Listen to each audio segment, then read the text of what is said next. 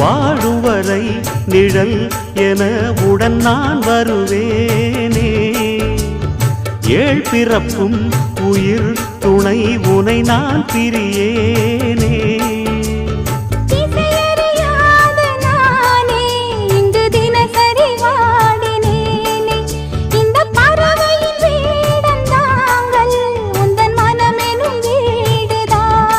நீண்ட காலம் நேர்ந்த சோகம் நீங்கி போக நானும் தீண்ட யோகம் விளங்கிட. பூமிக்கு ஒரு வாரம் என்று எண்ணி இருந்தேன், பூமுடிக்க யாரும் இன்றி கண்ணி இருந்தேன். சொந்தமின்றி பந்தமின்றி நானும் இருந்தேன்.